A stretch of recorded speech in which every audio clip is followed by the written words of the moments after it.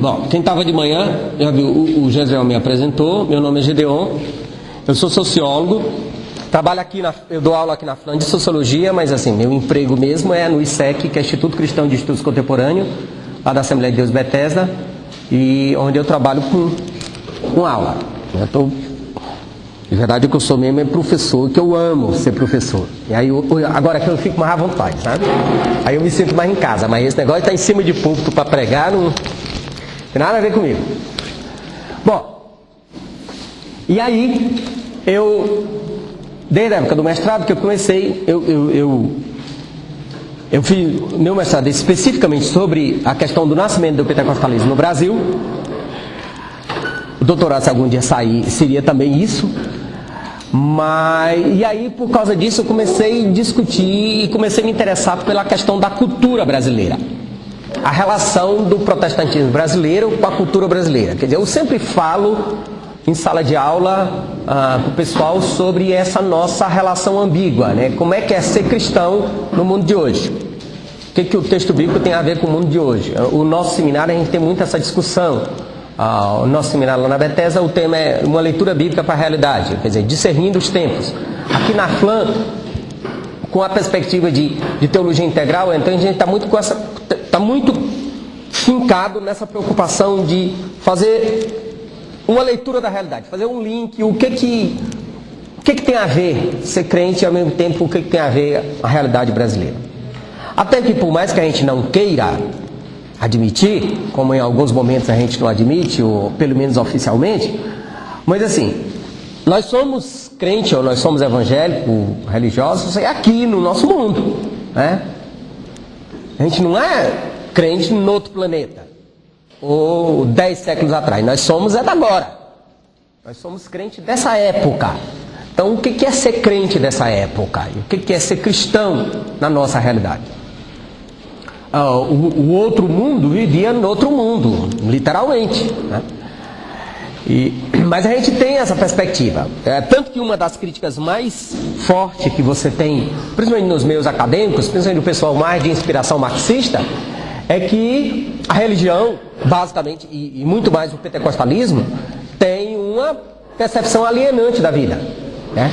A frase clássica de Karl Marx lá da religião como ópio do povo, que é um processo opiáceo mesmo. A religião, em vias de regra, tem esse processo de alienação. Mas assim, por mais que a gente queira se alienar, a gente não tem como. Agora, você vai ter também, mesmo vendo na mesma realidade, nós vamos ter expressões e realidades bem diferentes de uns para os outros. Algum de vocês aqui é de uma igreja de 30 pessoas? Que é quase piada no Brasil você falar de igreja de 30 pessoas, né? Praticamente não existe. O europeu acha um absurdo isso, né? Mas alguém aqui é membro de igreja de 300, um pouco mais, um pouco menos? 300 pessoas. Alguém aqui é de igreja de mais de 3.000 pessoas? Então assim, uma igreja de 30 pessoas, que ainda existem, pelo menos na zona rural ou nas periferias, qual é a tendência natural? É que todo mundo se conhece. Ou que todo mundo conhece o pastor e que o pastor conhece todo mundo, inclusive de nome. Por razões óbvias, 30 pessoas. Uma igreja de 300 pessoas, por razões óbvias, já não dá para ter tanto conhecimento assim. Você vai ter já os núcleos e o pastor, se for muito bom de nome, de fisionomia, vai ter uma noção aí de quase todo mundo, mas de nome mesmo ele já não vai conhecer. Imagina uma igreja de 3.000 pessoas. Então assim, no início do século XX, nós estávamos aí em torno de 2% da população brasileira era evangélica. Hoje, nós estamos oficialmente com 15%, mas as estimativas dão 20%. Então, arredondando, 20% da população brasileira hoje é evangélica. Dá por baixo 40 milhões de pessoas. Cara, 40 milhões de pessoas é gente que não acaba mais. É a população que nem todos os países têm. E aí a gente começa com uma questão fundamental aqui.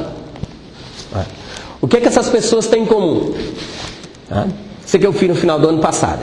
Marina da Silva, ministra do Meio Ambiente. Bianca Soares, travesti, atriz pornô. Monique Evas, apresentadora de programa erótico. Cacá, jogador do Milha. Joelma, vocalista da banda Calypso. Rosinha Garotinho, governadora do Rio.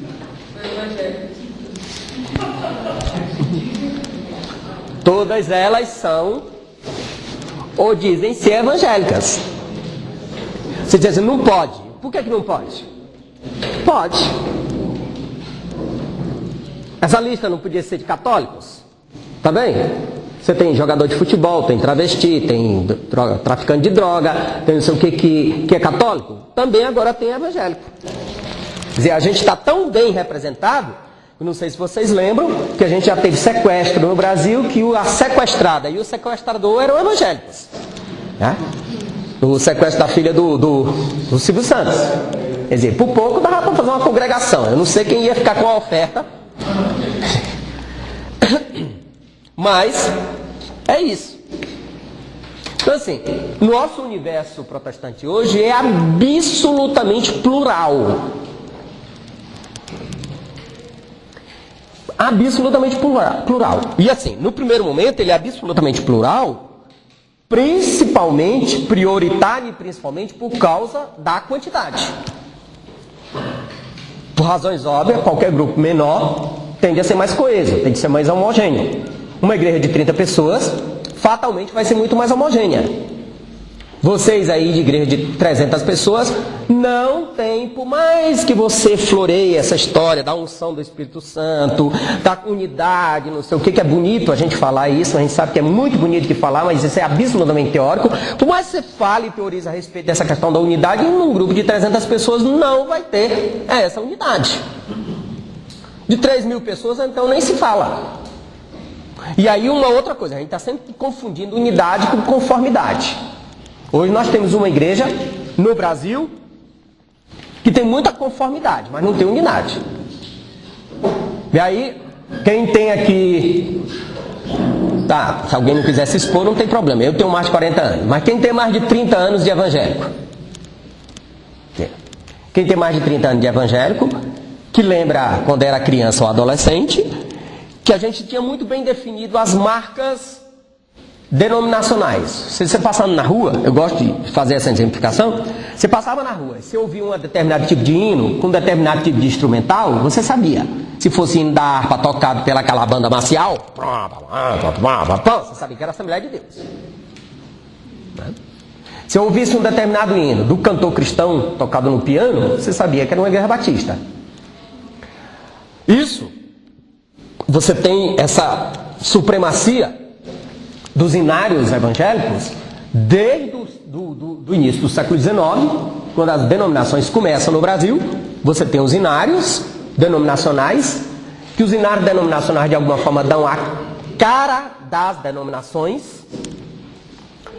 e a partir da década de 70, com essa história da renovação e da música gospel, que naquela época não se chamava música gospel, o gospel já é moderno, muito mais moderno, mas, e aí o JV, por exemplo, é um dos culpados disso, né? Que o movimento de acampamento, movimento de louvor, e aí começa a gravação, quando entra a indústria fonográfica, já depois já no auge da ditadura militar, na medida que você começa com essas músicas, que não são mais músicas de hinário, são músicas que começam a ser cantadas em diferentes igrejas. Hoje você, pelo determinado tipo de música, você sabe que igreja é? Não, pode ser inclusive igreja evangélica. Vocês estão rindo por maldade, mas eu estou lembrando, pode ser também um grupo de renovação carismática. Ou pode ser Umbanda carismática, como o candomblé, Umbanda carismática, que eu recebi na semana passada no jornal. Que eu ainda não fui lá, mas eu vou lá nos próximos dias visitar, ali em Moema. Um grupo de Umbanda carismática. Então, sabe lá o que é isso. Mas assim, hoje você tem todo tipo de coisa. E assim, uma das coisas que mais contribuiu para essa uniformização da igreja no Brasil, uniformização, não estou falando de unidade, estou falando de uniformização, foi a perspectiva do louvor. Ou da música, né? Para não ficar com uma expressão teológica, da música. Que aí, todo mundo canta as mesmas músicas. Aí, antes de mais nada, eu não estou dizendo que isso daqui está certo ou está errado. Estou dizendo que isso é um fenômeno social. Bom, mas aí, começando do começo, onde é que a gente começa com a história do protestantismo no Brasil? Nós temos, arredondando, 200 anos de Brasil. Nós temos 500 anos de história, que é uma outra imoralidade, né? Porque assim, a história do Brasil começa a partir da presença dos portugueses. Era como se os índios não tivessem história, mas não deixa de ser uma forma de massacrar um povo que não pôde se impor. Né? Quer dizer, você já tem índio, já tem cultura, já tinha banho, inclusive, né? Que os europeus não sabiam o que era isso. Né? E aí os portugueses chegam em 1500 e aí a história começa a partir deles. Quer dizer, a história começa a partir do colonizador, do poderoso, do europeu branco que vem destruir a cultura indígena.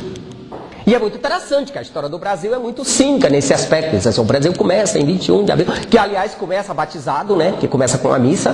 Quer dizer, missa é atestado de posse. E aí depois, quando vocês, não sei se vocês lembram, da 8ª série lá, para alguns aqui, 1900 e me esqueci, né? A gente viu isso em 8ª série, no primeiro grau. Quando a gente lê os livros de história do Brasil, aí a invasão francesa, depois a invasão holandesa. Quer dizer, os portugueses não foi invasão. Né? Os portugueses foram convidados, pelo visto, né? Então, invasão francesa e invasão holandesa é uma tentativa protestante de se estabelecer aqui, com os huguenotes da França, né? Ainda no século XVI, aqui no Rio, e depois com os holandeses lá no Nordeste, que é uma presença aqui da primeira francesa muito rápida, que não deixou marca nenhuma, mas dos holandeses lá no Nordeste deu uma presença muito significativa. Você tem pelo menos uns 30 anos de domínio protestante lá, principalmente na fase áurea do Marilson de Nassau, que é um negócio absurdo, quer dizer, faz parte inclusive da nossa historiografia capenga, que a gente tem pouquíssima coisa a respeito disso. Os livros de história passam rapidamente, invasão francesa, invasão holandesa, fala alguma coisa a respeito da invasão holandesa e fica por isso mesmo. Alguns livros de história, inclusive, não dizem nem de longe que faz parte da tentativa protestante dos protestantes europeus de tentar evangelizar o Brasil.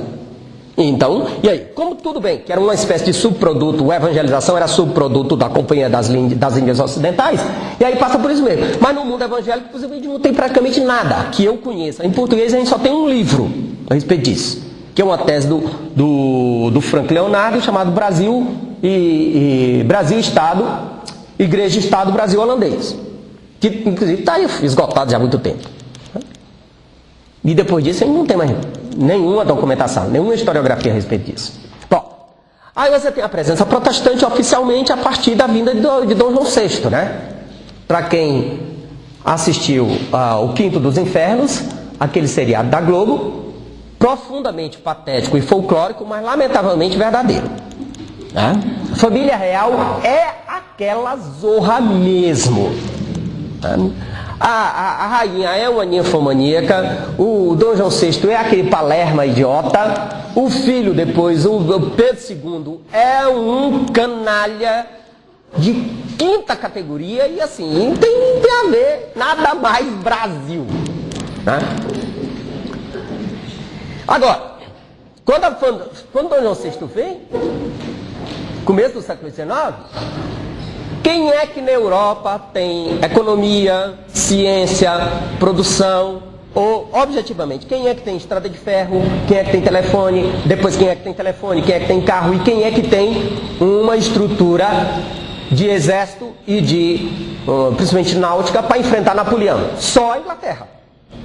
E aí Dom João VI pede ajuda da Inglaterra, a Inglaterra vem, trazendo ele aqui, e aí ele se esconde aqui, que ele chamava os quintos dos infernos. Que para eles, lá na Europa, isso aqui era o quinto dos infernos. E aí é muito interessante que é nessa vinda de Dom João VI é que a história do protestantismo entra como uma espécie de subproduto comercial. Quer dizer, você acha que hoje o evangelho está muito comercial? Bem-vindo à história, e sempre foi.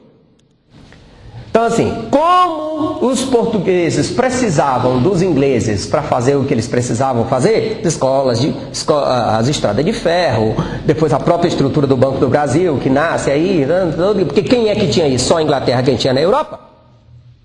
Então, eles, no Acordo Comercial de 1810, há um capítulo lá a respeito da liberdade dos acatólicos. Quem são os acatólicos? São os ingleses protestantes. Mas assim, mas já com uma série de restrições, não pode construir templo, não pode fazer proselitismo, não pode... E aí, preste minha atenção, o protestantismo chega no Brasil, se hoje o protestantismo no Brasil é religião de pobre, majoritariamente, o protestantismo no Brasil chega de um acordo político, econômico, diplomático, e ele se restringe a uma religião de uma elite branca, nobre, na grande maioria nobre, que está restrita a um consulado inglês. E depois é que empobrece um pouco mais na vinda dos alemães luteranos para colonizar o Sul, com uma perspectiva extremamente racista. Então é muito interessante esse começo de história no Brasil. Então a gente não chega aqui, quer dizer, o protestantismo não chega aqui como um projeto de evangelização, chega aqui como um projeto, um subproduto de um efeito comercial. Bom, logo depois você começa a chegar às novas igrejas evangélicas, né? Que aí a primeira chegada dos protestantes no Brasil é essa. Dá para desligar essa luz? Bom, como eu brinquei no começo, se eu tivesse aí, eu não ia ler, porque eu sou míope. Eu não estou conseguindo ler direito daqui. Bom, eu sei o que tem no quadro, porque foi eu que fiz. Mas o resto... Então assim, a gente tem... essa designação não é minha, originalmente. Outros historiadores já fizeram antes, que a gente tem essa divisão quádrupla do protestantismo no Brasil. O que a gente chama de protestantismo de imigração, que é o primeiro protestantismo que chega a partir do início do século XIX. Depois o protestantismo de missão, depois o pentecostalismo. E essa última eu estou dando essa designação protestantismo moderno, porque eu não tenho uma outra designação menos pior. Então assim... Nesse primeiro momento, o protestantismo chega no Brasil, ele é étnico. Ou ele é inglês anglicano, ou ele é alemão luterano. E aí, por que um protestantismo étnico? Porque é um protestantismo de uma nação, de um grupo, de etnia, e que se restringe a isso. Os alemães luteranos vão majoritariamente para o sul e formam as suas colônias, que em alguns grupos até hoje vivem assim. Algumas cidadezinhas do interior de Santa Catarina, Rio Grande do Sul, são majoritariamente brancas, descendentes de europeus, e em algumas delas quase que 100% luterano, mesmo que seja só um luteranismo de etnia, de tradição cultural. Tá? E aí uma coisa que é muito fundamental para entender a questão, e aqui eu vou falar contextualização não no aspecto missiológico, não no aspecto mais teológico, eu vou falar de contextualização muito mais com um aspecto sociológico, filosófico, no sentido de aculturamento, tá? Não tem juízo de valor teológico. Um aviso, se vocês quiserem interromper, fiquem à vontade, tá? Inclusive para discordar, não tenho nenhum problema, eu trabalho com sala de aula, então assim, eu não tive revelação de Deus, que assim, tem pessoal que trabalha com revelação é que não aceita discordância, né? Eu não tenho problema nenhum, eu sou um estudioso, trabalho com pesquisa, então se você quiser discordar, fique bem à vontade. Agora, com quanto você saiba justificar a sua discordância, tá? Porque aí a gente vai discutir, mas vamos discutir ideias. Então, fique bem à vontade para fazer pergunta ou discordar. Bom, esse protestantismo... ele não tem nenhuma preocupação de aculturamento, de valorização da cultura brasileira, porque ele é um protestantismo que vem da Europa, branco, escolarizado, que se sente superior. Que vem para um país que é pobre, atrasado, que vem com uma tradição católica medieval, que o catolicismo que chega aqui é o catolicismo tridentino, de um catolicismo ainda que era a vanguarda do atraso na Europa, que é o português, que ainda hoje é muito atrasado, e que é dominado pelos jesuítas, que são uma espécie de cão de guarda do Vaticano em relação a todo qualquer tipo de modernidade. Então, assim, de fato, a gente é a vanguarda do atraso mesmo, nesse sentido. Não é à toa que isso aqui começa com as capitanias hereditárias e começou celebrando o latifúndio. Então, não podia ter algum tipo de desenvolvimento nesse sentido. E o protestantismo, quando chega, tem muita dificuldade de se instalar. E tudo. Por quê? Porque ele chega aqui. O Brasil é um país atrasado, muito miscigenado e muito sincrético.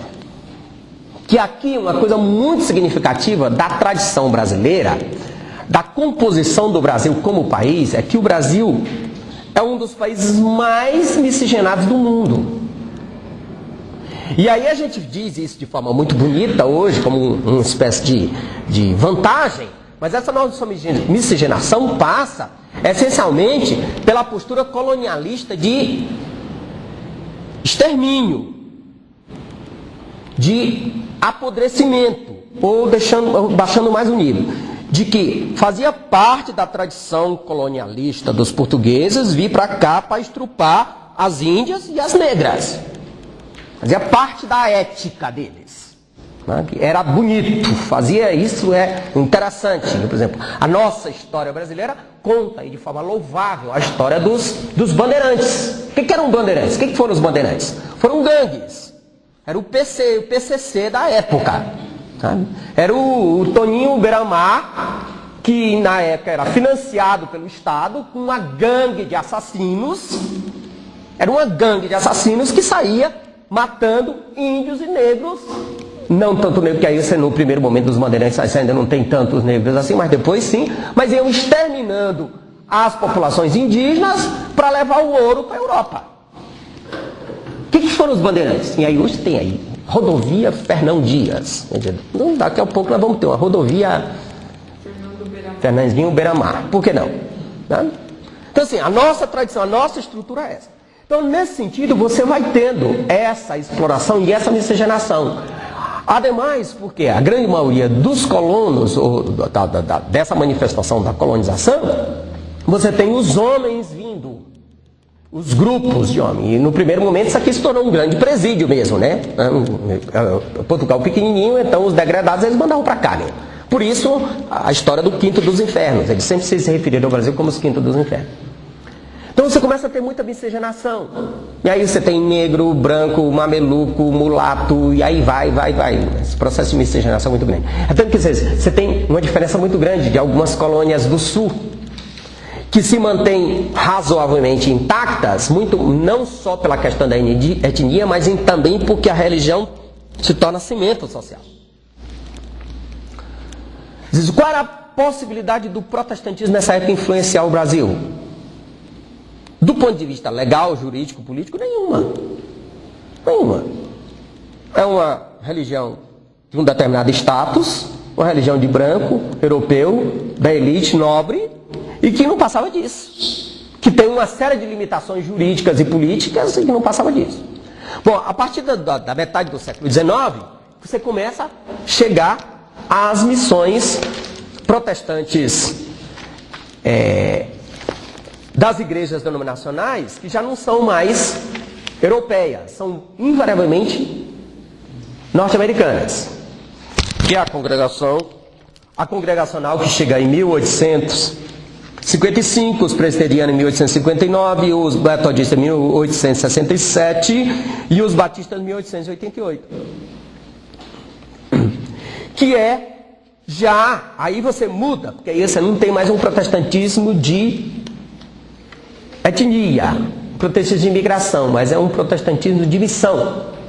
Quer dizer, todas essas igrejas são alvo do grande avivamento missionário no século XIX nos Estados Unidos, e aí todas elas partem para a América Latina com a perspectiva de evangelização, aqui na perspectiva de proselitismo. E aqui proselitismo não é no sentido pejorativo, proselitismo no sentido técnico, de conquistar adeptos. Mas aí você tem um outro problema novamente em relação à cultura brasileira. Quer dizer, o americano que chega aqui, batista, presbiteriano, metodista, ele vem de um país com pouquíssima miscigenação, que até hoje os Estados Unidos não tem tanta miscigenação como você tem aqui. Um país que não tem o sincretismo que nós temos.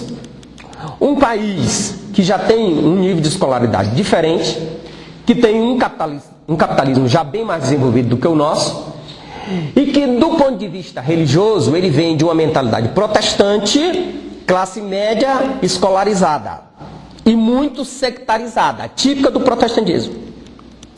Então ele chega no Brasil, tudo que tem no Brasil é ruim. É muito interessante, por exemplo, ler cartas de missionários protestantes no século XIX, visitando o Brasil. A imagem que eles têm do Brasil é a pior possível. Que assim, os nossos livros de história, eles, você sabe, né? Não é que eles são mentirosos, eles contam só uma parte. Eles são certos, como eu disse de manhã, eles são certos, mas não são verdadeiros, no sentido da totalidade. Então o missionário vem, que Deus enviou, e pai, ele faz um grande trabalho, aleluia, eu não estou dizendo que isso não é verdade. Só que ele é, na maioria das vezes, racista. E, aliás, muitos missionários, inclusive no século XIX, vêm para o Brasil porque lá eles já não podem mais ter escravo, e aqui eles ainda podem ter. E tem uma visão péssima do país. A descrição que eles fazem do Brasil é de alguma coisa assim, entre folclórica de dar vontade de chorar. O europeu e o americano, que chega em 1830, 1850, até 1980 mesmo, que chega no Brasil, tem algumas descrições iconográficas de missionários no Rio de Janeiro, que para eles não tem coisa mais doentia do que a história de estar negros e brancos juntos. Para eles não tem coisa mais pavorosa que aquilo. Então, assim, mais uma vez você tem um protestantismo que tem absoluta aversão à cultura brasileira. Aí o que tem aqui no Brasil? As músicas. Aí as músicas são do diabo. Aí as comidas. Aí as comidas são do diabo. Aí as danças. Aí as danças são do diabo. Tudo que existe aqui é ruim. Porque o que é bom? A cultura branca americana. Que essa sim é de Deus. Né? Essa sim é de Deus. Porque o que nós temos aqui, a herança de indígenas, que são animistas, pecadores, de católicos, que também não são lá essa flor que se cheire, e para piorar, de negros africanos, que são todos do diabo. A leitura é exatamente essa, da pior forma possível. Então assim, o europeu e o americano que chega aqui diz assim, não, a gente tem. E aí é incrível que você faz parte da ciência oficial, da medicina, no final do século XIX, um processo de embranquecimento da população. A grande ênfase que o governo dá de importar colonos da Europa brancos era uma tentativa de embranquecer o país, porque assim, a medicina dizia oficialmente que o processo de miscigenação no Brasil estava degenerando a raça. E aí você tem evangélicos falando isso. Bom, qual é a perspectiva que eles têm em relação ao Brasil? Eles vêm de uma civilização escolarizada, com música, já com ciência, com tecnologia, com capitalismo. Para completar, um império católico, opressor, em algum momento, mas ao mesmo tempo profundamente avacalhado, que era o Império Português no Brasil. E aí qual era o grande deslumbre que a elite evangélica tem com o protestantismo ou com o modelo político da época? Ele diz assim, o único modelo político na época que vale é a república. Por isso que assim, os principais defensores da República, um dos principais defensores da República no final do século XIX são os protestantes. Daí, não sei se você já ouviu falar nisso, a aliança formidável que acontece entre os protestantes no século XIX com a maçonaria, que nada mais anticatólica do que a maçonaria. Então é um casamento de conveniência. A maçonaria se une aos protestantes para lutarem contra o Império Português para poder proclamar a República. Então, isso é outra história para frente, né? Os presbiterianos o que o digam, mas aí vamos pular essa parte, né? Tem muito material, se lhe interessa a discussão, tem muito material aí, tanto oficial como oficiosamente a respeito dessa discussão. Aí, aliás, a clássica divisão da Igreja Presbiteriana em 1903, Presbiteriana do Brasil e Presbiteriana Independente, está essencialmente dentro desse caldo. Tá. Em 1910 chegam os pentecostais. Até que hora eu tenho aqui? Ô Douglas? Até que horas é meu seminário? Sim, você vai servir para alguma coisa? 4h15? 4h15. Ótimo. Não, é porque eu estou correndo aqui para tentar chegar lá no final, para depois a gente ter espaço para pergunta. Em 1910 chegam os pentecostais. A CCB, que é a Congregação Cristã, em 1910, e a Assembleia de Deus também. A CCB é fundada por um italiano chamado Lodi Francescon, que é presbiteriano mais calvinista do que o próprio Calvino. A Congregação Cristã é mais calvinista do que Calvino. E a Assembleia de Deus, que é fundada por 2 batistas, que os assembleianos também não gostam de dizer isso, né? Porque assim, afinal de contas, a Assembleia de Deus foi fundada por Deus. A Assembleia de Deus no Brasil é uma dissidência da Igreja Batista. Esse Franciscão, ele vem da Itália ou dos Estados Unidos? Franciscon originalmente vem da Itália. Ele é presbiteriano já na Itália. Mas é o seguinte, qual era a única via de transporte? Da Europa você tinha que ir para os Estados Unidos e dos Estados Unidos vinha para cá. Então, na verdade, foi a conveniência de ele veio da Itália. Sim, mas ele mora... Não, mas ele mora nos Estados Unidos e assim, e ele conhece inclusive o movimento pentecostal nos Estados Unidos, na famosa Azusa Street lá de Los Angeles. Aliás, o matriz é o mesmo movimento de Azusa Street lá, que é o movimento pentecostal do século XIX, que contamina Lodi Francescon, também os suecos batistas também têm a mesma matriz. Você foi buscar o véu lá na América. O véu, tem uma coisa, a congregação cristã, quando ele chega aqui, o Lodi Francescon, ele vai para uma igreja presbiteriana, aqui em Platina, Alto da Platina? Paraná? Sim, Platina, né? Santo Antônio da Platina, eu sabia que estava faltando alguma coisa, Santo Antônio da Platina. Então ele vai para uma igreja presbiteriana. Qual é o problema dele com os presbiterianos? É a questão do batismo com o Espírito Santo. E aí, ele funda a Congregação Cristã e vai embora para a Itália. A data agora eu não lembro. Eu tenho no livro, mas eu sou meio ruim de data. Vocês viram que eu estou sempre falando de século? Porque século é ótimo, né? A gente joga as coisas dentro do século e pronto. Não, eu sou um historiador. Depois ele volta para a Espanha, para a Itália e não dá mais as caras. Então, e aí a congregação cristã é muito interessante, que a congregação cristã é uma igreja brasileira, no sentido que ela se forma aqui no Brasil.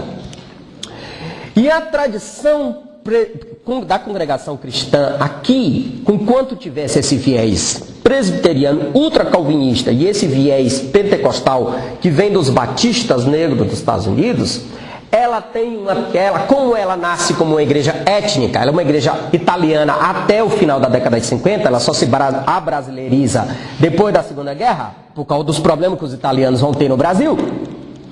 Ela tem uma versão católica, de alguma forma. Então o véu não tem nada a ver com isso. O véu é muito mais da tradição católica, que as mulheres na igreja católica, na época, tinham que usar véu. Sim, é claro. Não, mas isso não foi só eles, né? Todos nós, né? A gente inventa um negócio assim e dá um jeitinho de dar uma legalização bíblica. Tá? Toda a igreja faz isso. Toda a igreja faz isso. Alguns de forma mais estúpida e mais cínica, e outros de forma mais bem elaborada. Mas assim, para que existe intelectual na igreja? Teólogo? No sentido, é para poder legalizar as nossas aberrações mesmo. O teólogo existe para isso. Então o véu tem a ver com a tradição católica. Então é aqui mesmo, né? Sim. Brasileiro. Sim, não, é porque a congregação é genuinamente brasileira. Ela nasce aqui, se forma aqui, e a partir daqui é que ela exporta o modelo para outros países.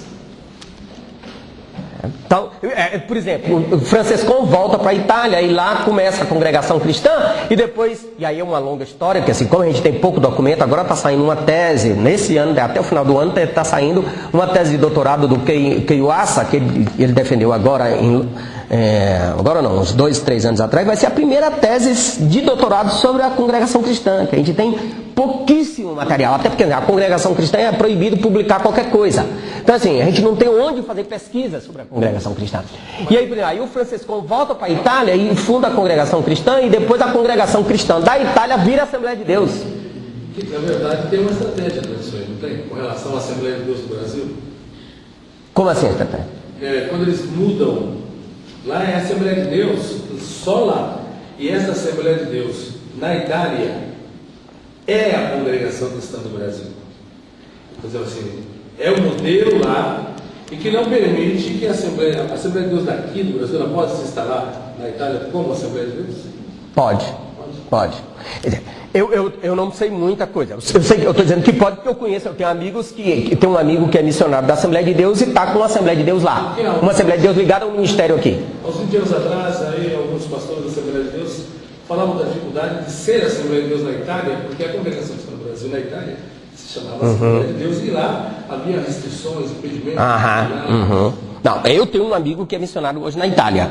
E foi pelo Ministério de Madureira e Abu. Quer dizer, que hoje assim, hoje você abre igreja em qualquer lugar, de qualquer jeito, né?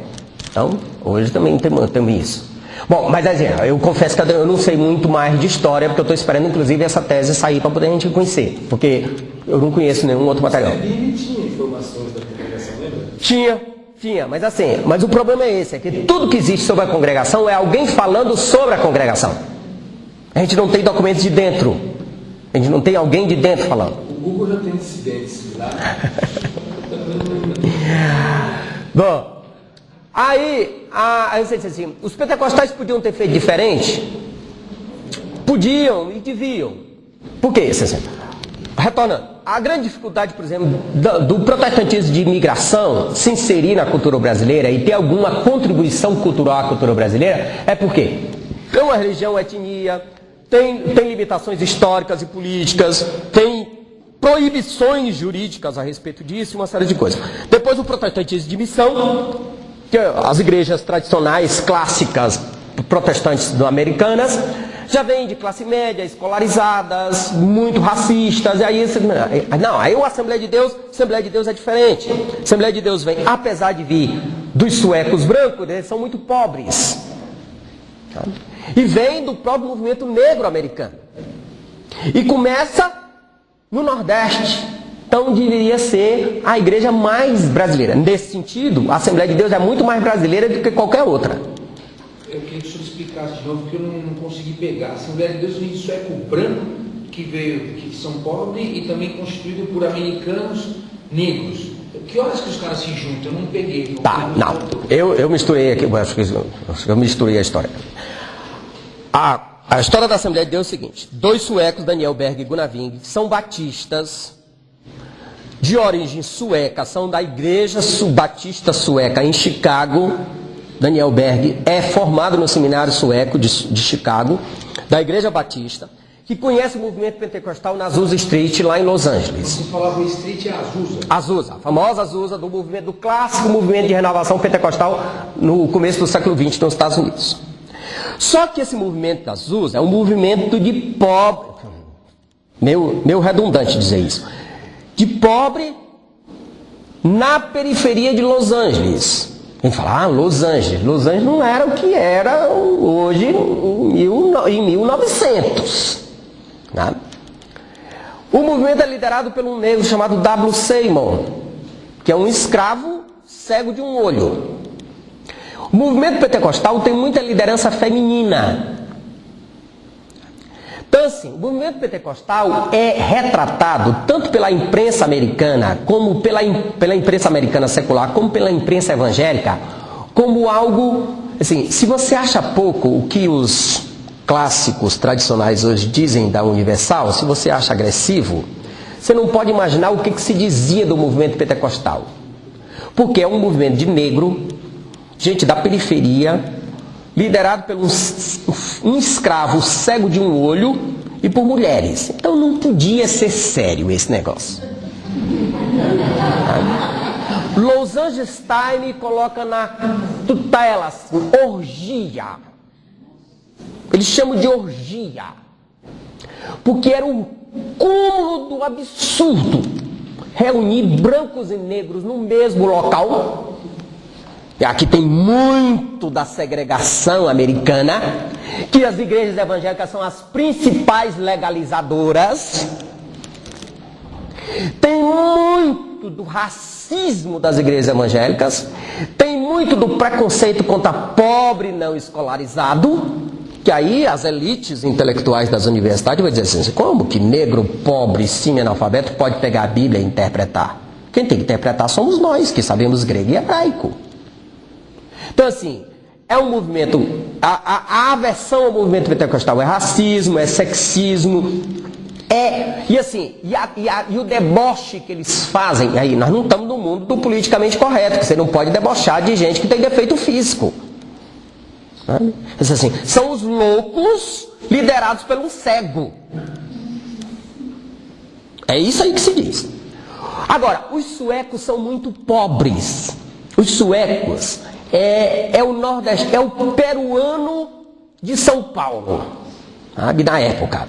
É o nordestino, é o baiano da década de 50 aqui em São Paulo, que vai fazer o trabalho sujo. Sueco, que a gente fala, da Suécia, e os assembleanos têm assim, os suecos que saem da Suécia para vir sofrer no Brasil. Sueco está morrendo de fome na Suécia. Suécia é um país pobre, pequeno, com a população altíssima. No final do século XIX você tem 1 milhão de imigrantes suecos para ir limpar chão nos Estados Unidos. Porque uma população, uma grande maioria é analfabeta. Os suecos que vêm no Brasil, você tem sueco que vem do Brasil como missionário, que é analfabeta em sueco. Daniel Berg. Gunnar Wingre é estudado, mas Daniel Berg é analfabeto. Bom, aí eles vão, conhecem o movimento e vêm como missionário para o Brasil. Chega em Belém do Pará. E aí uma coisa interessante, Belém do Pará é a 4ª maior cidade do Brasil. Em 1910, Belém do Pará é mais rica e mais popular, tem maior população do que São Paulo. Porque a gente sempre pensa que São Paulo sempre foi... São Paulo só é o ó do Borogodó agora. Mas na época não era nada. Era uma provínciazinha de alguns burgueses plantando café. E olhe lá, não passava disso. Quer dizer, você tinha Rio, Salvador, Recife, Belém e depois São Paulo, no começo do século. Aí com a industrialização, aí que passa todo mundo. Esses batistas chegam em Belém do Pará e se filiam à igreja batista. Só que são expulsos por causa do batismo com o Espírito Santo e fundam Missão da Fé Apostólica, que é a igreja dos negros, que é o viés pentecostal negro americano. 1911, a Assembleia de Deus só vai nascer em 1914 nos Estados Unidos. Assim, por que os assembleanos, então, pobres, simples, que se espalham pela periferia do Nordeste, não têm uma perspectiva positiva da cultura brasileira? E aí entra uma questão teológica, ao meu ver, uma questão teológica fundamental, a questão da escatologia. O pentecostalismo, não só o pentecostalismo, mas todo mundo evangélico é profundamente contaminado no século XIX pela ênfase escatológica. Tá, desculpe, é que eu estou acostumado a falar no seminário, então a gente diz algumas palavras técnicas e não precisa explicar. Alguns de vocês talvez não saibam o que é escatologia e não tem a obrigação de saber. Né? Quem não é da teologia não sabe. Então fique à vontade, na hora que eu falar alguma coisa que vocês não sabem, pode interromper. Escatologia, na teologia, escatos no grego as últimas, ou as últimas coisas, então escatologia é ciência das últimas coisas, ou teologia das últimas coisas. Então assim, a passagem do século XIX para o século XX já é muito mística. E o início do século é profundamente contaminado, toda a sua teologia, pela escatologia do final dos tempos. Não é que Jesus está perto de voltar, Jesus está chegando agora. Você diz, povo alienado, besta, sem cultura. Presta bem atenção. Nós somos contemporâneos da implantação da internet. Você sabe, você lê aí, você que tem 30 anos, alguma coisa assim, sabe, quando você ouviu falar internet pela primeira vez, você falou, o quê? Não tinha noção do que é, quer dizer, tudo que é diferente. Eu lembro a primeira vez que eu ouvi falar de fax, que é um negócio profundamente dinossáurico hoje, né? Mas eu trabalhava na Câmara dos Vereadores em Fortaleza, 1989. Aí chega o cara lá falando, eu mandei um fax para vocês. Eu falei, fax? O que é fax? Eu não sei se em 89 vocês já tinham fax. Né? Mas eu ouvi em 89 pela primeira vez. Aí o cara traz um trambolho desse tamanho assim e liga, é porque aí, é assim, o que é fax? É uma forma de transmissão de dados através do papel. E aí eu meti da intelectual, mas como assim? O telefone vem pelo ar. O telefone são sons, é como o som de rádio. Não pode vir papel. Não, mas não é o papel já está aqui. Mas como é que o papel está aqui e vem um... Não, peraí. E aí eu não consegui entender. E aí eu lembro que ele ligou o fax, ligou lá pro escritório e mandou, aí passou o fax. Aí eu trabalhava na Câmara, tava o vereador, a esposa do vereador, veio todo mundo, parou toda a estrutura, ficou todo mundo aqui olhando, aí o fax tá indo. Aí eu falei, eu quero meu espelhinho. Eu estou me sentindo um tupinambá de frente de um espelho.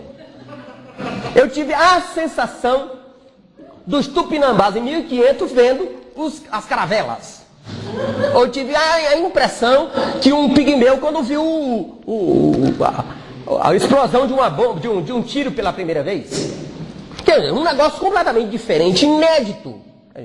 Então assim, tudo que causa primeiro impacto, tudo que você vê pela primeira vez causa muito impacto. A primeira vez eu falar internet, não, você passa e-mail. Primeira vez que eu passei um e-mail para uma amiga minha que é missionária na Índia, eu cheguei na igreja, aí no final da década de 80, cheguei, passei e-mail para ela na Índia, e daqui a pouco, antes do meu dia, ela já tinha respondido. Como assim? Ela já recebeu na Índia e já respondeu? Sabe? Você foi o máximo. Era um frizu, assim, aquele negócio.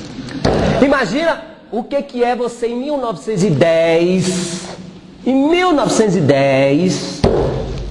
seu menino, ouvir falar de carro. Os carros, carro. Que carro? Não, é um negócio de ferro assim, com máquina, que você entra e o negócio anda rápido, mais rápido inclusive que cavalo. Como assim? Cavalo é a coisa que anda mais rápido. Lembre que durante a história da humanidade inteira a vida foi de atração animal. Desde que o mundo é mundo até o século XIX, foi tudo em atração animal. No final do século XIX para o século XX entra a atração de carro, de motor. Cara, mudou o mundo. Você não lembra o que eram correspondências na época? A mulher descobre que está grávida, manda uma carta para a mãe, e quando a mãe recebe, o menino já está andando. Você mandou o que era mandar uma carta de Belém do Pará em 1910 até chegar no Rio de Janeiro? Sabe? Era na base de uma atração animal. Então, em 1910 entra, assim, no início do século XX entra o carro. Você acha pouco o carro? Daqui a pouco começa a se falar que um trambolho, um troço de ferro pesado, vai fazer carreira assim numa estrada, vai subir no ar, vai avoar e depois vai baixar. Gente, é o fim do mundo. Eu fiz minha pesquisa de mestrado em 1910 a 40, que foi a chegada do pentecostalismo no Brasil. É muito interessante ler jornal de 1910, 1915, 1920.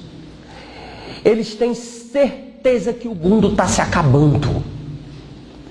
Por quê? Porque a mulher está entrando no mercado de trabalho. Onde já se viu um negócio desse? Começa a aparecer um trambolho chamado cinematógrafo. O que é isso? Não, assim, é que... Assim, não dá nem para explicar. É um negócio assim que joga na tela e as coisas se movem. Sabe? É que na nossa cabeça, cinema, carro, avião, é a coisa mais natural do mundo. Porque quer dizer, são os nossos filhos. Daqui a pouco, quando você tiver um pouquinho mais velho, que você falar de internet, não, aí o teu filho vai dizer assim, pai, quando você mandou um e-mail? Não, meu filho, na minha época, quando era menino, não tinha e-mail. Aí ele vai dizer, uau, vai fazer hora com a tua cara. Vai achar você dinossauro. Mas você tinha telefone celular quando você era criança? Não, meu filho, quando eu era criança não tinha telefone celular. Ele vai dizer, não acredito, que mundo ridículo que você vivia. Então, o mundo da época sofreu essas mudanças. Quer piorar um pouquinho mais? Nos jornais evangélicos. Aí eu li o Jornal Presbiteriano, o Jornal Batista e o Jornal Assembleia de Deus. A Assembleia de Deus começa em 1919. O Batista e o Presbiteriano já veio desde o século XIX. Jornais da época, jornais evangélicos começam a dizer que tem um líder político na Europa que chegou ao poder e que está tomando tudo, invadindo inclusive os países vizinhos e que está matando os judeus. O anticristo já está reinando. Então assim, não é que Jesus está perto de voltar. Jesus está chegando agora. E aí isso contamina toda a mentalidade evangélica, que, por exemplo, é muito comum se dizer na época, você vai estudar? Pra quê, meu filho? Não vai dar tempo. Você vai comprar uma casa? Mas pra quê? Você não vai poder desfrutar da casa. Cara, imagina o que é viver entre a Primeira e a Segunda Guerra Mundial. É guerra mundial. E aí, assim, a gente sabe hoje que, assim, pior do que o terror, pior do que a tragédia, é a possibilidade da tragédia. Porque, assim, a tragédia acontecendo, você já sabe o que aconteceu, já dá para mensurar. Então, assim, uma coisa que é muito comum nas primeiras décadas do século XIX é a possibilidade da bomba nuclear. Que, aliás, as pessoas falam, mas não sabem nem o que é, mas sabem que é um negócio muito ruim. E que pode destruir o mundo. Então, assim, isso de alguma forma contamina toda a mentalidade evangélica. E aí é o seguinte, o mundo daqui dentro vai ser queimado pelo diabo. Vai ser queimado, isso aqui é local do diabo, então assim, qual é a nossa perspectiva? Ir para o céu. Então, assim, você tem uma teologia completamente alienante nesse sentido. Quer dizer, é fácil hoje criticar, mas assim, eu estou dando as justificativas históricas, políticas, sociológicas e econômicas para a gente entender que, assim, o mundo evangélico da época foi contaminado por essa percepção escatológica e era muito real isso para eles. A grande maioria muito pobre, muito simples, numa zona rural. Você imaginou o que era viver na zona rural e ouvir falar de carro? E ouvir falar de avião? Ouvir falar da guerra, quer dizer, que ninguém tinha noção exata do que era a guerra, principalmente na Primeira Guerra Mundial. Na Segunda Guerra Mundial é que você já tem a universalização do rádio. Universalização é a força de expressão aqui. Você já tem, por exemplo, muita gente acompanha a Segunda Guerra Mundial na década de 40 no Brasil, através da BBC de Londres. Então, você já sabe o que está acontecendo. Mas pior do que você não saber da tragédia é você ouvir insinuação sobre a tragédia. Então, assim, o mundo evangélico é muito contaminado por isso. Quem sabe, quem é evangélico aqui já de alguns anos sabe que quem conhece a harpa cristã, cantor cristão, salmos e hinos, sabe que os nossos hinários estão lotados de hinos sobre a vinda de Jesus. Apocalípticos. Ou até a Guerra Fria. Quem é que conhece hoje algum CD fazendo sucesso sobre vinda de Jesus? Vinda de Jesus não está na moda. Aliás, se ele vier agora, vai estragar o barato, né? Nós nunca estivemos tão bem. Eu vou retornar um pouco daquela discussão que eu fiz de manhã. Nós somos uma geração classe média, escolarizada, se aburguesando, que estamos muito bem. Vinda de Jesus agora, que eu estou chegando na minha pós-graduação, logo agora que eu vou terminar meu doutorado, logo agora que eu consegui um emprego, que eu estou ganhando 10 salário mínimo, que eu comprei meu carro. Porque assim, qual de vocês aqui que o avô tinha carro?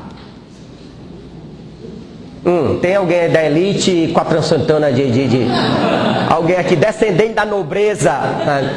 Qual de vocês aqui que os avós fizeram universidade? Por quê? Os nossos avós eram burros, idiotas, não gostavam. Quem é que chegava à universidade há 50 anos atrás? Era pouquíssima gente. Era a elite da elite e ainda mais a universidade era muito pequena.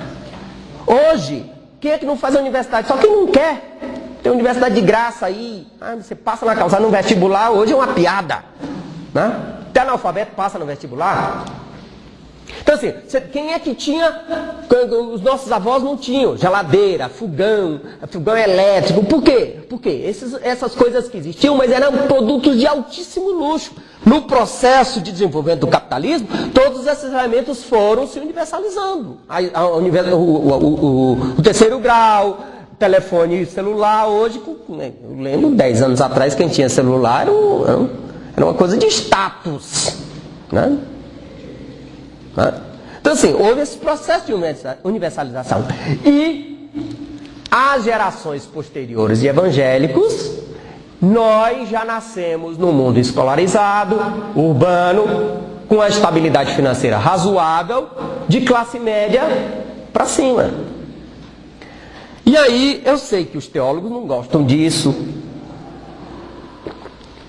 os mais espirituais muito menos, mas por mais que você não goste, a produção evangélica, o ser evangélico, é uma realidade econômica social. Ah, irmão, mas eu tive uma revelação de Deus, eu me converti por uma revelação de Deus. Ótimo, eu não estou descrendo na sua revelação de Deus. Não, irmão, mas eu oro, eu faço devocional. Cara, eu não estou desacreditando nisso. Mas você não é um ser do século XVI. Você não usa a roupa do século XVI, você não está no século XVI, você não tem valores do século XVI, do século II. Quer dizer, não tem coisa mais romanticamente idiota do que essa história. Ah, irmão, vamos renovar aqui, vamos voltar à igreja primitiva. Cara, para com isso, não existe igreja primitiva hoje. Não é à toa que a gente tem na moda agora o pessoal colocar a igreja apostólica. É uma tentativa de resgate do apostólico lá.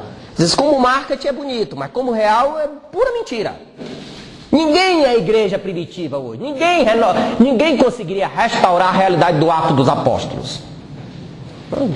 Absolutamente. Nós não vivemos a realidade do ato dos apóstolos. Nós somos crentes da nossa época. Azar nosso. Isso pode ser ruim ou bom. Depende do que você faz com isso. Aí o quarto momento é o que a gente chama de neopentecostalismo, que já vem a partir da década de 80. Neopentecostalismo da década de 80? Sim. Oficialmente, sim.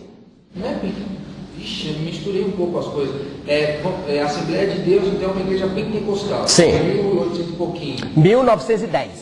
A Renascer, essas igrejas grandes entram aonde? Que parte da igreja? Neopentecostais. Okay. Essa divisão clássica foi feita pelo Paul Freston na tese dele.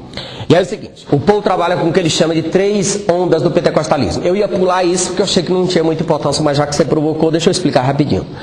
Ele diz assim, você tem a primeira onda pentecostal no Brasil, que é 1910, a Congregação Cristã e a Assembleia de Deus, basicamente. Igrejas periféricas, pobres, simples, uma nasce no interior do Nordeste, outra aqui no interior de São Paulo, que começa pela periferia.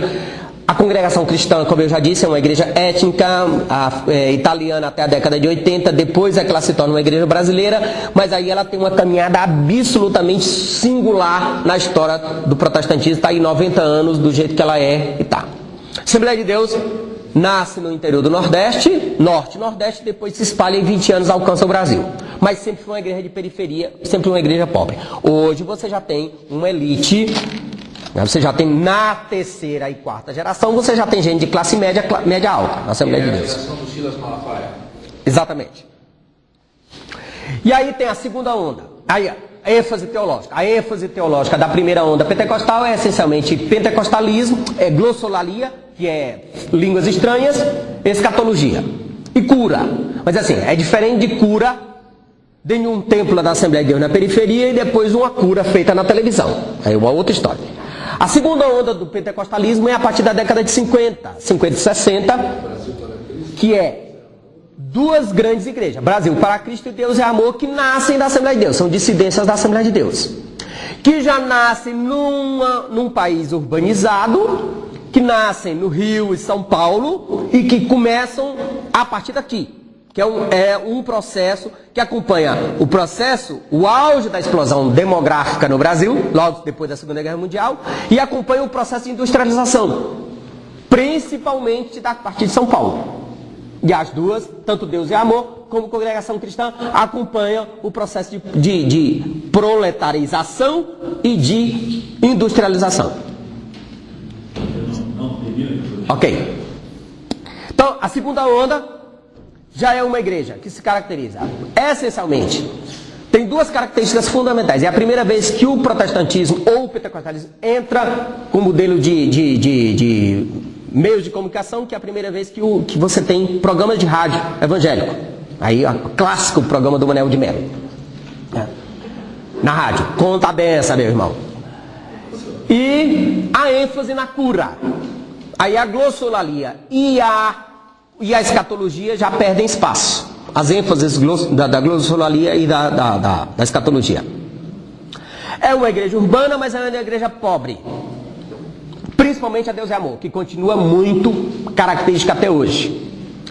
Na década de 80, com clássicas igrejas, que também já são novas divisões das igrejas pentecostais, num país já absolutamente urbanizado, num país que já mudou, porque assim, no mundo assembleiano e no mundo ainda da Deus é Amor, tudo, você tem mais gente no mundo rural do que no mundo urbano. Você tem mais gente no mundo do analfabetismo do que no mundo da escolaridade.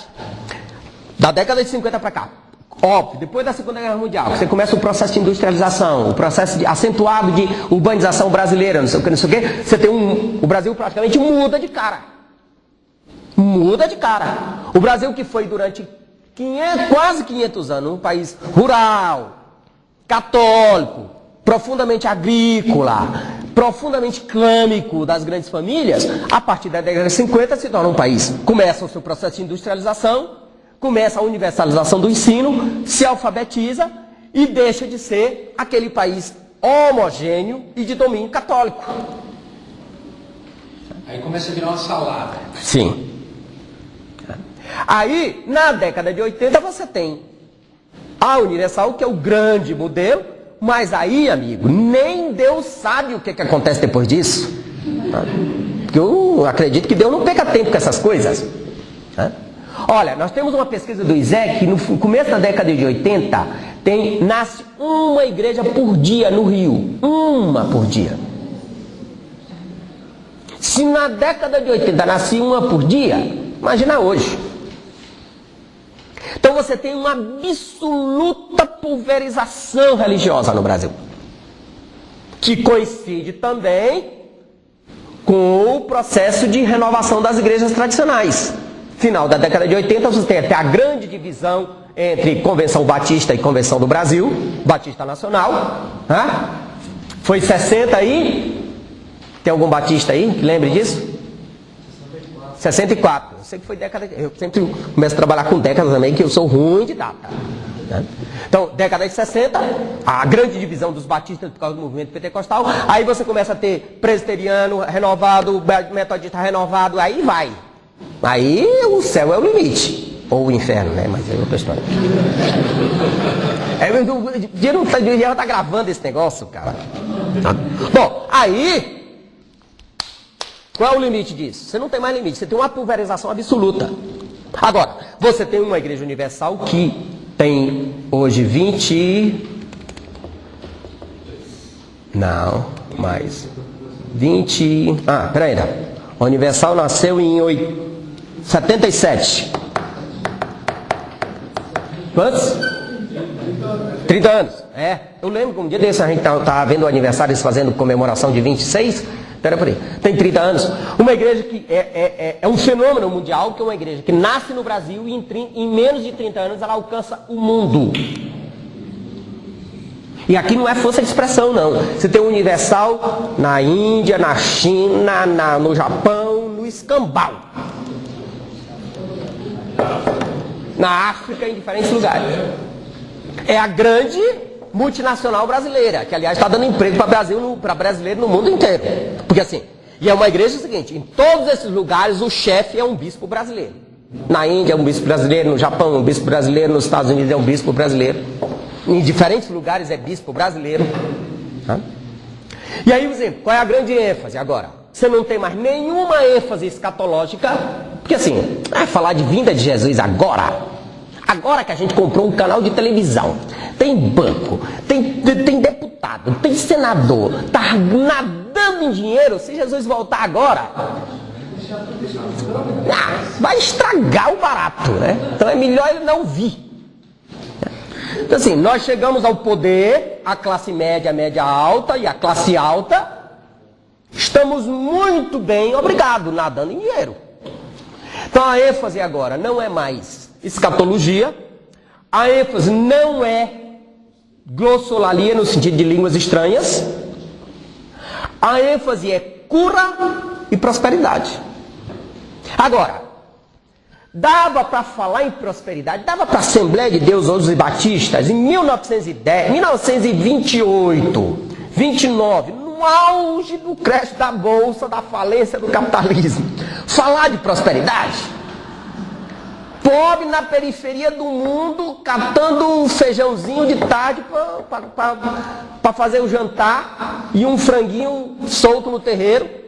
O mundo pegando fogo na Europa, tudo perto de se acabar. Dá para falar de teologia da prosperidade? A teologia que se falava era a escatologia mesmo, o mundo está perto de se acabar. O ideal é ir para o paraíso. Mas ela congela essa teologia até a virada do século XXI.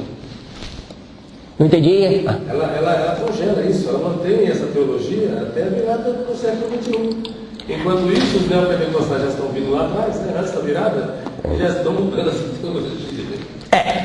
Bom, o que os cientistas sociais vão dizer é o seguinte: hoje, enquanto alguns anos atrás você demorava séculos para ter algum tipo de mudança, ou no mundo antigo você tinha milênios para algum tipo de mudança, agora as mudanças são diárias, semanais, no máximo anuais. Então, assim, você tem cada vez mais mudanças e mudanças. O século XXI está começando. Aliás, um dos grandes problemas, na sexta-feira mesmo eu estava num simpósio lá na USP, e assim, a grande crise do século XXI é que a gente não sabe nem onde é que começou. Que uns dizem, não, o século XXI começa na queda do Muro de Berlim, 88. O Vila Dolly, não, foi no 11 de setembro, a gente não sabe. Você quer fazer pergunta? Diga. Olha só, falou aí que no início a tentativa era feita entre aspas, pessoas assim, muito burras, pobres e tal, né? Entre aspas. E isso até é contado no livro, é uma história que foi contada no início de algum tempo, achei interessante. Só que, pelo menos para mim, eu acho que o grande interesse é como resgatar adolescentes e jovens desse negócio. Como você falou, a gente está meio perdido, a gente não sabe mais o que é o que. É a questão do vento de doutrina e agora voltou o lance de levita, são tão levitas que a gente começa a levitar. Literalmente. Então acontece, a minha preocupação é o que fazer, de repente, quando eu tenho jovens adolescentes dentro da minha igreja, que uns não estão nem aí para essa questão do estudo, não se interessam pelo estudo e, consequentemente, não vão se interessar pela questão da teologia e o evangelho. E outros se interessam mais, se interessam tanto que perdem o interesse pelo evangelho. Que começa a ter a questão de estudar filosofia, que puxa a teologia, tem a tendência a puxar para a filosofia e esquece que é a pregação do evangelho. Como eu vou trabalhar isso com os jovens e adolescentes? Boa pergunta para a qual não tem resposta. Porque assim, dizem, o problema não diz pergunta difícil, existe resposta difícil, né? Cara, como eu gosto de brincar com as meninas aqui no seminário, assim, eu tenho muita pena de quem está no seminário para ser pastor hoje. Porque ser pastor hoje deve ser um rabo de foguete sem tamanho. Líder de jovem, então. Eu me solidarizo com você, oro por você, mas eu não tenho a mínima ideia de como resolver isso. E aí a gente brinca muito que assim, sociólogo é cientista de retrovisor. Eu sei muito bem explicar o passado, mas nada sobre o futuro. Quem sabe explicar futuro é evidente e é profeta. Mas apesar dessa canalice que eu estou fazendo, eu vou lhe dar alguns índices, tá? É só mesmo para provocar. Cara, assim, agora, sendo honesto, sem brincadeira, assim, o futuro, ele é muito turvo. Sabe? E assim, eu não tenho essa preocupação de evidência de querer dominar o futuro. Sabe? O futuro é muito complicado isso. Assim, agora, baixando o nível, assim, nada é tão ruim que não possa ser piorado. Você está achando que está confuso? Pode se preparar que vai piorar.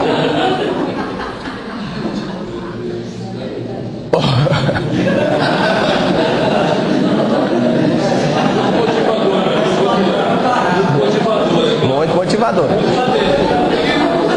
Não, assim, eu não faço isso.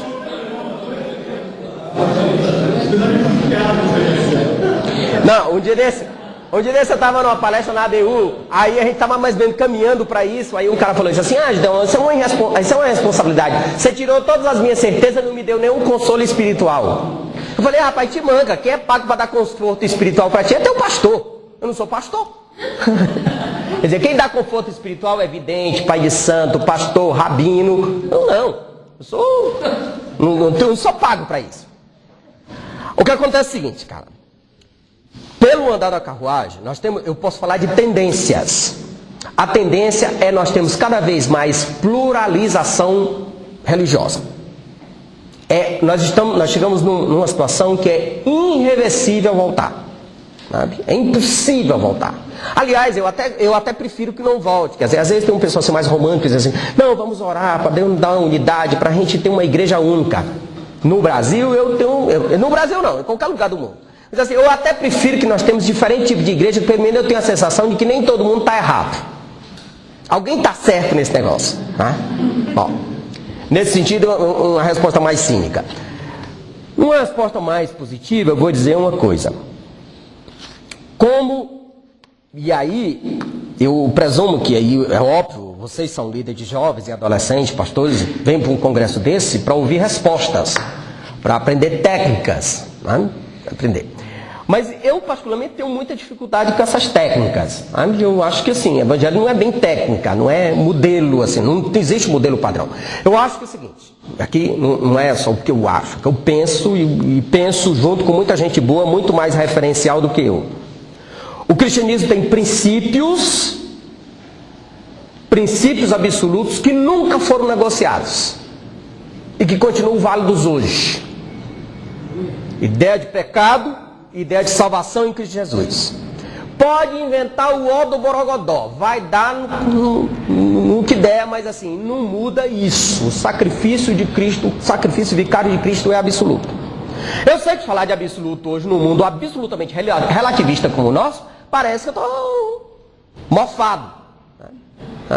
E assim, eu convivo muito com o mundo acadêmico lá fora, não evangélico. Eu estou fazendo cadeira lá fora, eu participo de reunião de sociólogos da religião, de cientistas sociais da América Latina, e assim, todo mundo, gente que trabalha com diferentes tipos de coisa. Estou acostumado em reunião, tem um babalorixá do meu lado, rabino, pai de santo, não sei o que, militante gay, feminista, e aí vai. Todo tipo de bichos e bichas, e assim vai diante. E agora, por exemplo, há 2 semanas atrás eu estou numa reunião, e aí era uma reunião de um grupo de pesquisa, religião e saúde. Aí ele é um cara evangélico, muito famoso aí no mundo evangélico, de uma ONG evangélica também muito famosa. Eu não vou entrar em detalhes aqui, tudo bem, até podia dizer porque foi público, mas eu não preciso entrar em detalhes. E aí ele é da igreja metodista, mas ele é um cara muito liberal e militante do ecumenismo, e ele diz assim, é absurdo, o que a igreja... Os bispos metodistas fizeram agora um documento contra essa nova lei que está aí na Câmara dos Deputados sobre a questão da tipificação, da criminalização da questão gay. E os bispos metodistas se pronunciaram contra, reafirmando os valores do evangelho.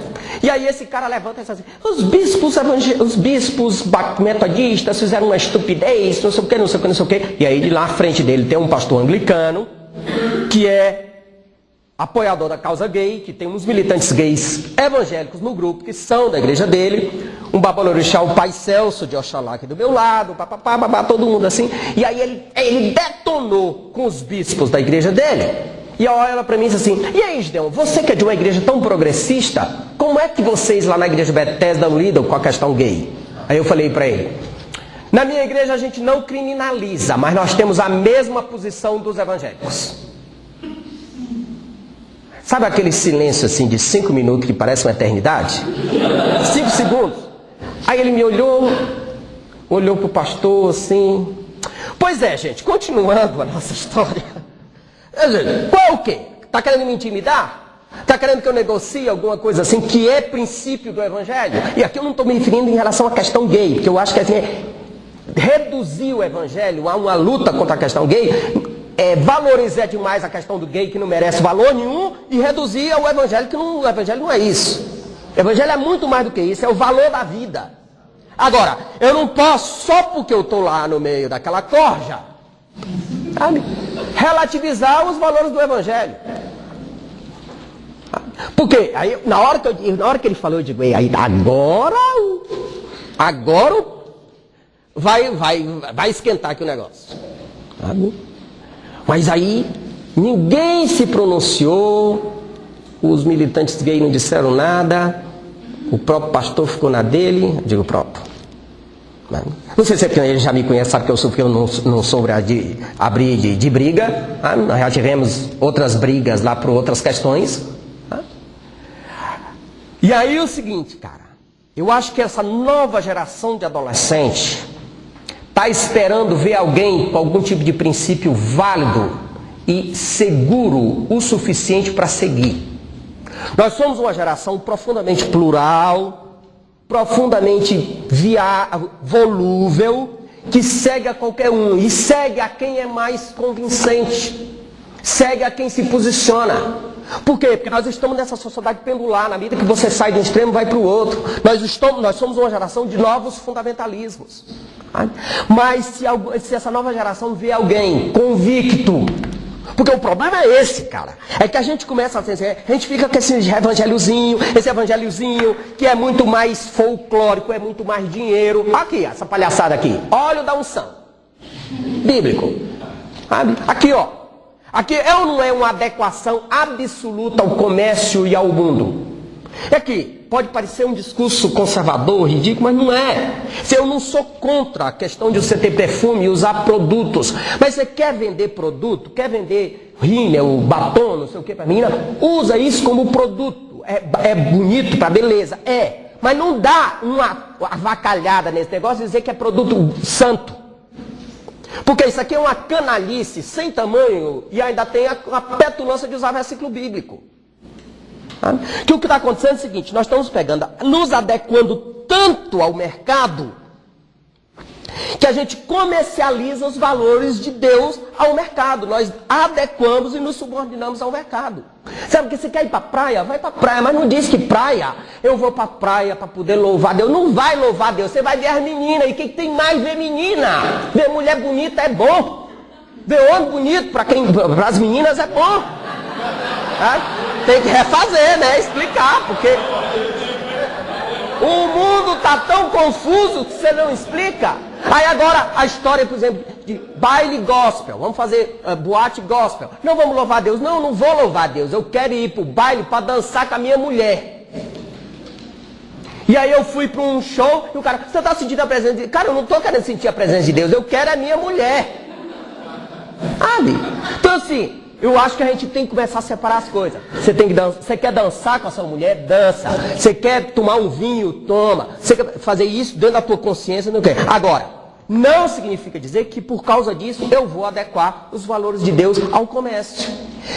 Desculpe, querido, estou vendo sua mão. Mas assim, agora, se você tem convicção do que você faz, e se você tem convicção dos valores do reino de Deus, você transmite isso com convicção.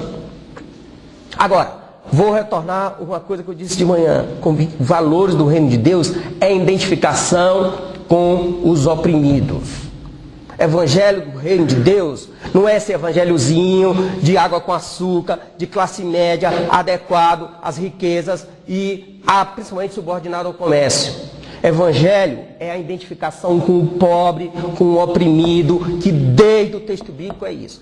A última coisa que eu vou mostrar para você aqui, que aí eu fecho, aí eu abro para pergunta, é uma adequação absoluta do modelo. Desculpe. Caramba! Tá. Não, isso era 4h15, Aziel. Você deve tomar 15 minutos meu aqui? Tá. Aqui. Sabe qual é o nosso problema hoje? É que assim, tudo que existe lá fora, e assim, é típico do neopentecostalismo, tudo que existe lá fora, a gente pega esse modelo e dá uma adequada e vende como sendo evangelho. Vocês já ouviram falar do bonde do Tigrão, não já? Bonde do Tigrão. Pois existe o bonde do Ungidão.